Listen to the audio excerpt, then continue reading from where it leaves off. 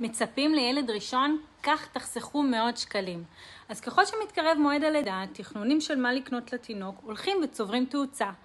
הורים לילד ראשון מוצאים את עצמם הולכים לאיבוד, ואם זה לא מספיק גם מקבלים המלצות ממשפחה, מחברים, שעם כוונה טובה מבלבלים עוד יותר. בשביל זה גבירותיי יש רשימת לידה, אבל גם בה צריך לדעת להשתמש נכון. אז בנות, חוק מספר 1, לא כל מה שכתוב ברשימה זה מוצר חובה. חוק מספר 2, תתחילו בסינונים, מה שלא נחוץ למחוק, פשוט לצמצם. חוק מספר 3, תתחילו בדברים הבסיסיים כמו עגלה, עריסה, מוצץ, פריטים שהם must. חוק מספר 4, אל תמהרו לקנות כמויות מכל מוצר, ואני אסביר.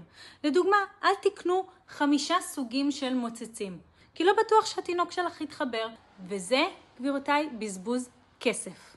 אנחנו בנלימה דוגלים בחיסכון ובקנייה נכונה. תמיד ממליצים ללכת לפי החוקים שהזכרתי קודם, ותמיד מזכירים ללקוחות שלנו שהם גם יקבלו מתנות. מתנות שכנראה יהפכו גם לזיכויים. זיכויים שניתן לקנות איתם את ההשלמה. איזה טעויות או טיפ יש לך מהקנייה הראשונה שלך? שתפי אותנו כאן בתגובות.